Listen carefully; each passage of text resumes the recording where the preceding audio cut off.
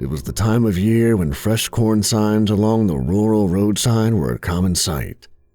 Not being a big connoisseur of either fresh produce or farmers markets, I never pulled over for one myself. But there was one particularly attention-grabbing sign that caused me to finally decide to give roadside corn a try. It was a hand-painted blood-red sign with white, calligraphy-like lettering advertising, one-of-a-kind crimson corn, sweet and savory, $7 a dozen, cash only. Try our diabolical corn maze and win a secret prize. Intriguingly, the sign had a labyrinth symbol encircled by an Ouroboros, a snake eating its own tail. I had never heard of crimson corn, and found myself curious enough to make a slight detour to see what it was. The sign pointed down a dusty driveway, which led through a thick tree line that kept me from seeing if there was actually anything down on the other end. It would have made more business sense to put their corn stand on the side of the road, but I figured they must really want people to see this corn maze of theirs. And as it turned out, I was right.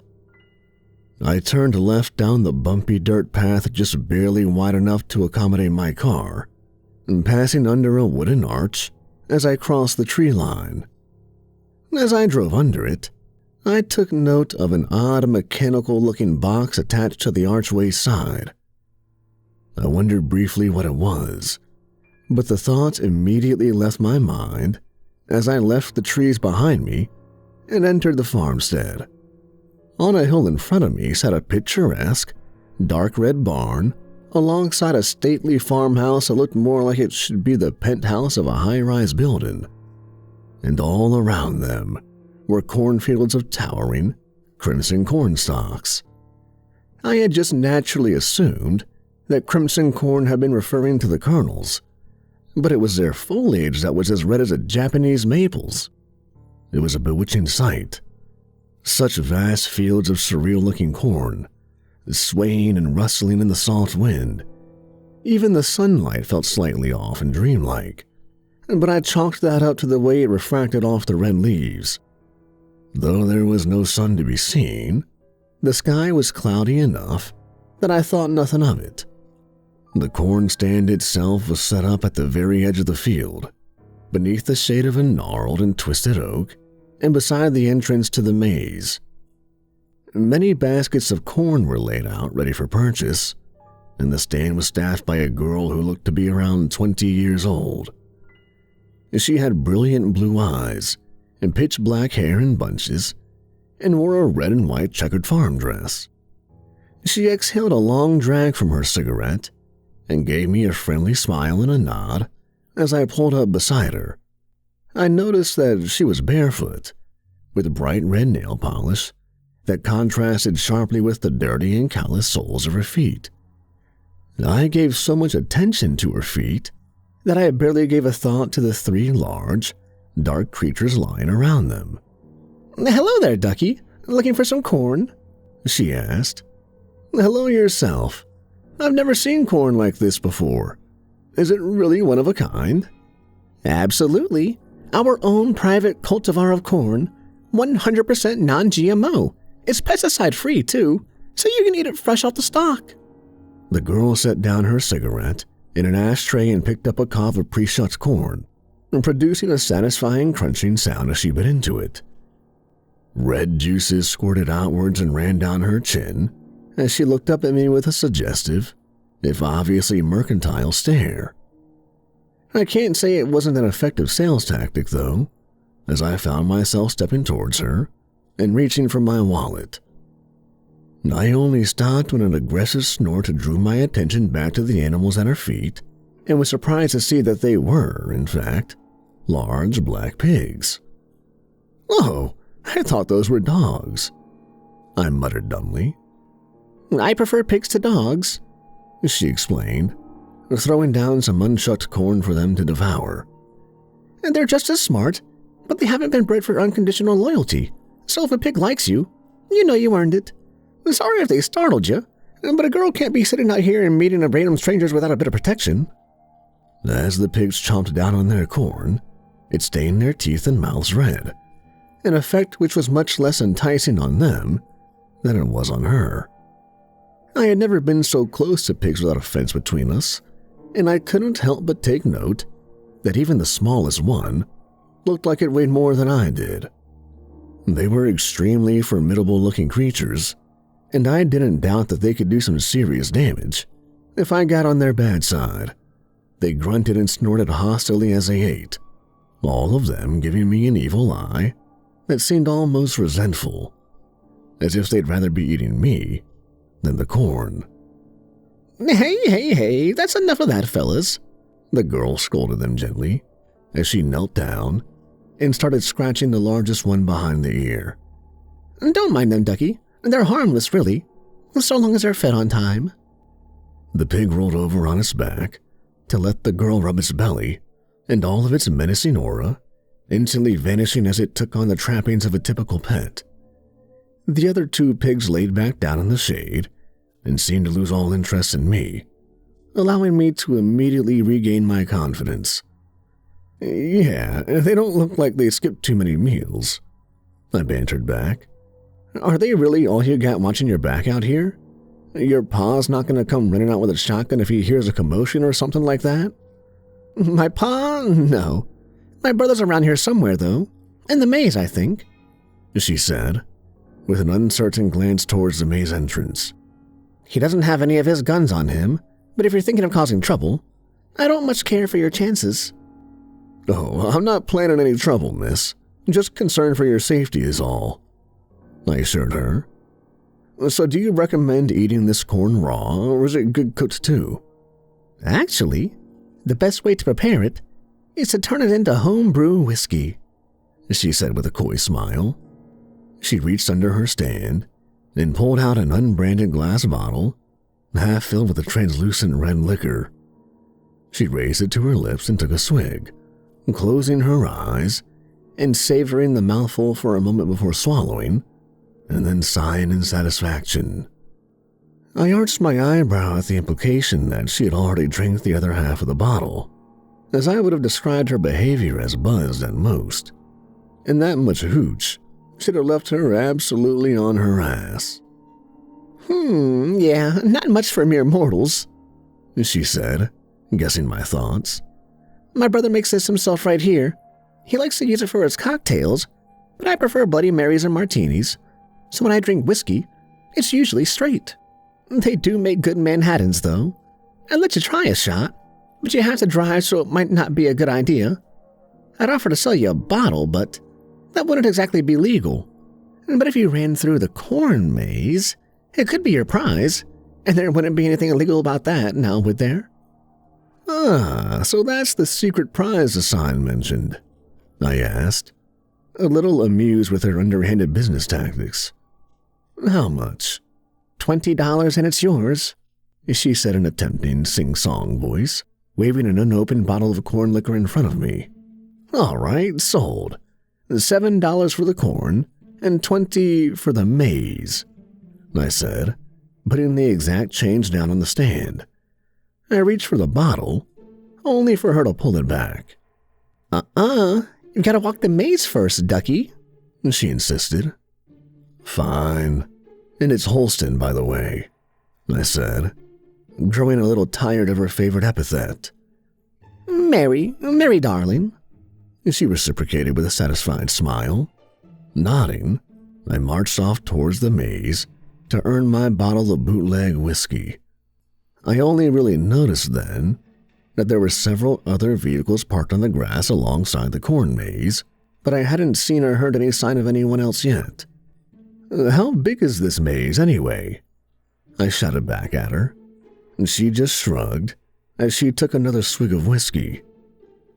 "Depends on how good you are at solving it," she shouted. "Oh, and keep an eye out for my brother. He likes to dress up as a scarecrow and scare people." Shaking my head in irritation, I stepped into the maze of crimson corn. The instant I was inside, I was struck by how much darker and quieter everything was. The blood-red stalks loomed over me at more than 7 feet tall, casting shadows in all directions. The corn was so tall and thick it seemed impenetrable, absorbing any ambient sound so that the only thing I could hear were the stalks rustling in the winds and my own feet crunching the straw beneath them. The sky seemed to darken as well, along with taking on a reddish hue, as if the sun had hastened its descent to the horizon. I dismissed it as an illusion caused by some sudden increase in cloud cover and the odd color of my surroundings, and pressed onwards. The maze offered only 90-degree turns at randomly spaced junctions. I tried making only right-hand turns, but I quickly came upon several junctions where that wasn't an option, as well as running into a couple of dead ends and having to double back. Before long, I was completely disoriented and had no idea which way I had come from. I decided to give up on any sort of strategy for the time being and simply wander the maze at random. There were signposts spaced out at irregular intervals, though none of them provided any useful information at all. The signs all had short, scary messages like, "Every way is the wrong way. You were lost before you started. Don't scream. He'll hear you." Since these signs offered the only sort of landmark within the maze, I took out my phone to take a picture of each one I passed, in the hopes that they would help me find my way out. I saw that I had no signal, which wasn't surprising, given that I was far way out in the sticks, but it was enough to raise my anxiety a bit. I was technically lost, with no way to phone for help, and nobody knew where I was. I was so ensconced in thought that when I looked up from my phone, I nearly hollered out loud at the sight of a scarecrow rising over the corn. I remembered what the girl had said about her brother, and I struggled to tell if the scarecrow was a person or not. The lighting was terrible, and hanging off a post over 12 feet in the air put him at an awkward and unfamiliar angle. Craning my neck and squinting my eyes, I strained to make out every detail that I could. The head was either covered in or made out of a tattered burlap mask with a jagged, crudely stitched mouth. There were eye holes, but the space within them was too shadowed for me to tell whether or not it had any eyes. The burgundy shirt, coveralls, boots and work gloves had all seen better days, but none were so ragged as to provide a definitive view of human flesh beneath them. The scarecrow's head was leaning downwards and pointed directly at me. In his right hand, he grasped a rusty sickle. I stood frozen in place for a moment, staring at the thing and waiting for any sign of movement. When I was sufficiently convinced that no living thing could remain so perfectly motionless for so long, I let out a sigh of relief and continued on my trek down the straw-laden path. Just as I convinced myself that the girl probably didn't even have her brother, and that she had just been messing with me, I heard a loud thud cushioned by the crushing of straw under booted feet. I spun around and saw that the scarecrow had leapt from his post and was now standing upon the path. As he stared at me, I caught a glimpse of blue behind its mask, the same bright blue as the girl's eyes had been. "Shit!" I cursed, taking a few stumbling steps back, but fighting the urge to flee entirely. "Listen, buddy, I'm just doing this to get the bottle of whiskey. I already paid your sister, so this is just a technicality. I'm not interested in this haunted maze shtick you got going on. Do you understand?" Raising his rusty sickle high into the air, he broke out into a sprint, cackling maniacally as he raced towards me. Even though I was still about 80% sure at that point that he was simply messing with me, the lingering 20% of doubt was more than enough to send me running like my life depended on it. I zigged and zagged down every turn I could in the hopes of losing the sickle-wielding scarecrow, not knowing what I would do if I went into a dead end before I could lose him. A brief feeling of relief washed over me when I saw another person walk out of a junction and into the path ahead of me. He looked as confounded as I was by the situation, but unharmed, indicating perhaps that this was just an unusually elaborate roadside attraction after all. He wasn't able to see the scarecrow behind me, though, since the pathway was too narrow. "Whoa, hey, what are you doing?" he shouted as I nearly ran him over, pushing him aside and continuing on my way. But when I heard him scream, followed by the sound of steel slicing across flesh and his body thudding against the ground, I had to look back. The man was lying down with his head to the side and his throat slit open, the blood gurgling in his throat and frothing in his mouth as he still desperately struggled to breathe. The scarecrow knelt upon his lap and plunged his sickle into his abdomen, slicing through his stomach with a practiced, surgical precision. He had quite deliberately avoided the vital organs, drawing out the kill for as long as he could. What little I could see of his face spasming in manic giddy as he watched his victim suffer beneath him. He wasn't dead yet. Maybe I could have helped. Maybe I could have fought the scarecrow off him and got the man to a hospital before he had lost too much blood. I don't know. I only know that I didn't.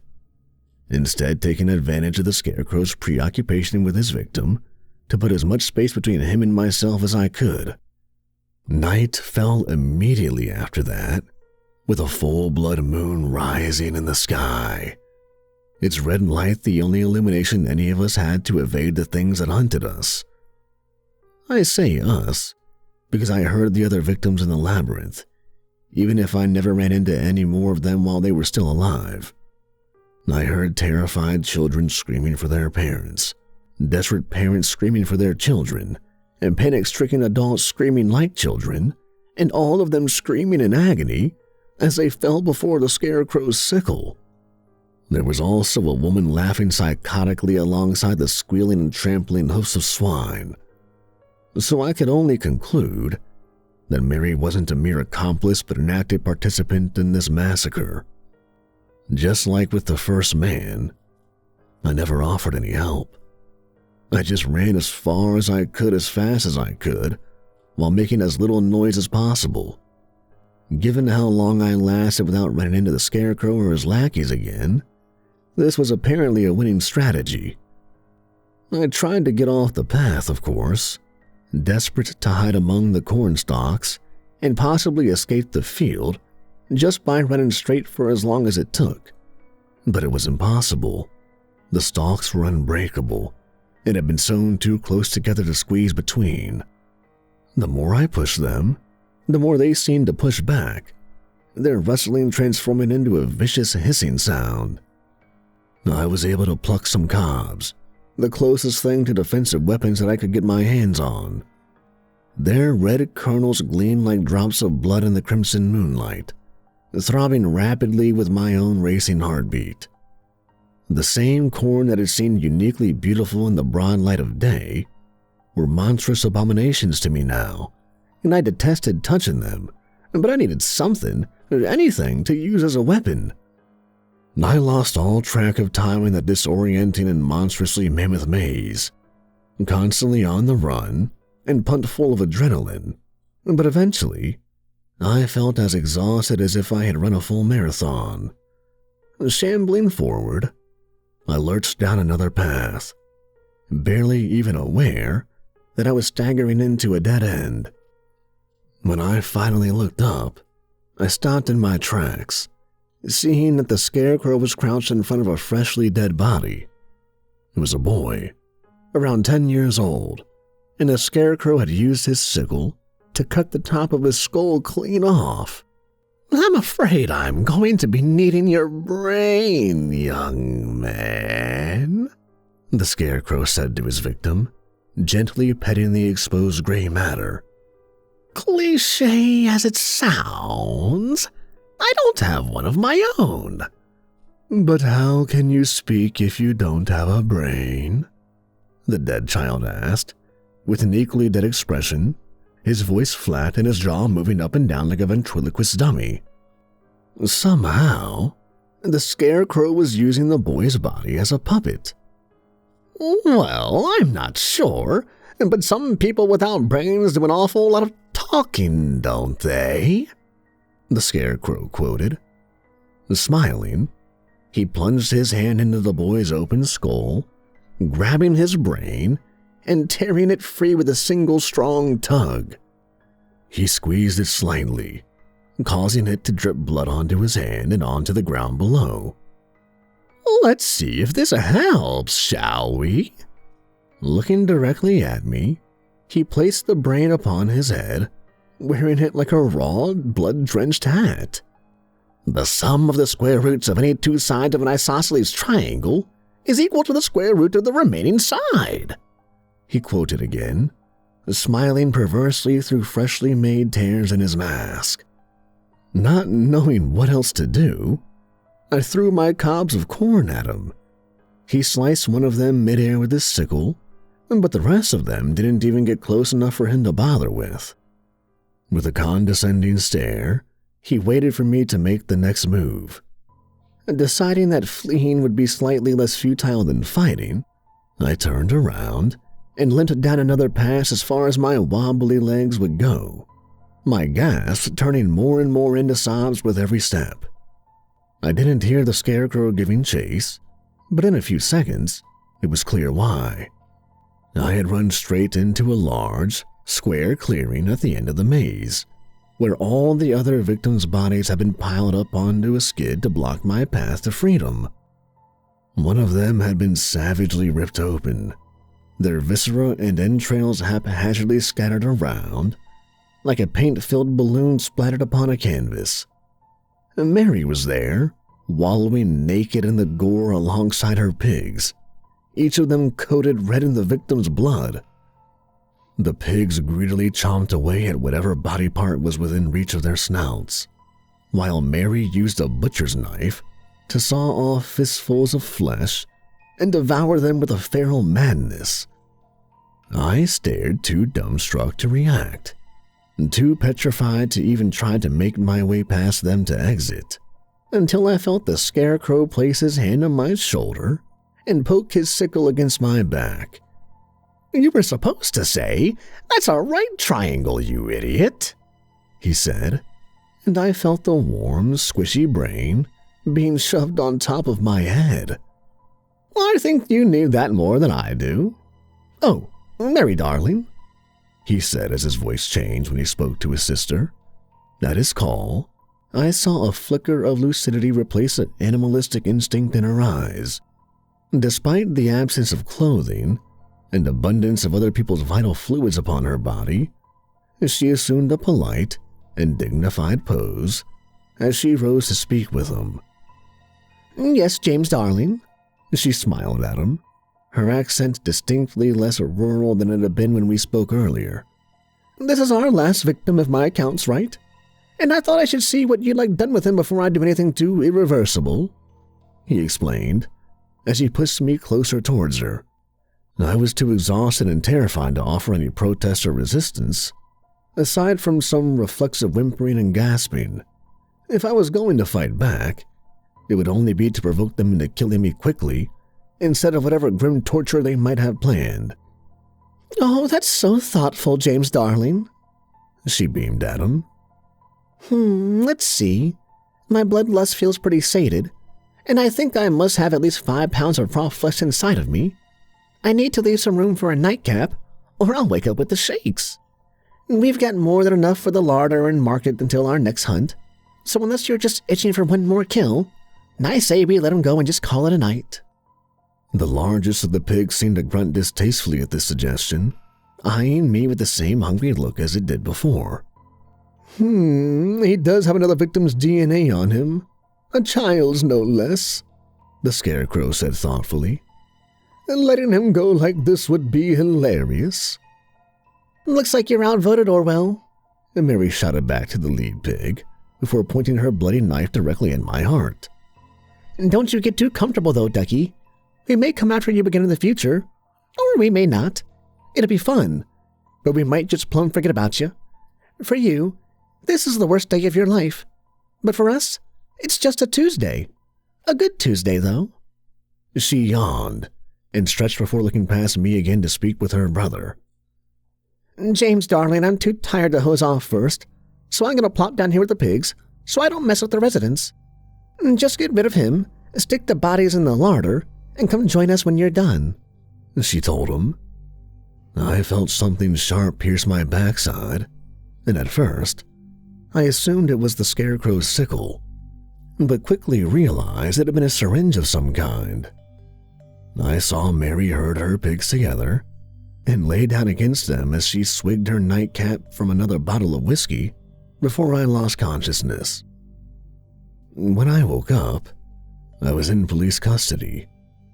I had been abandoned naked on the side of the road, with the child's brain still on my head and the scarecrow's sickle in my hand. I'm now being held without bail as the prime suspect in not only his murder, but the disappearance and presumed murder of the 7 other victims as well, since that sickle had DNA from each and every one of them on it. My lawyer is going to try to convince the jury that I am, in fact, another victim of the real killers, and that the more fantastical elements of my story are the results of trauma and being drugged. But there's no evidence to back up my story. The corn maze is just gone. The sign's gone. The weird box I saw on the archway is gone.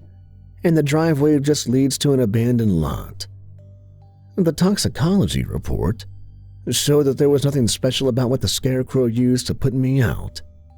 And the bastard made sure to prick my back in a place that I could have reached myself. I know my odds of winning over a jury aren't great, but I'm not too worried about that now. This morning, I woke up wearing the scarecrow's mask. The darlings haven't forgotten about me, and they want me to know that even in jail, they can get to me whenever they want.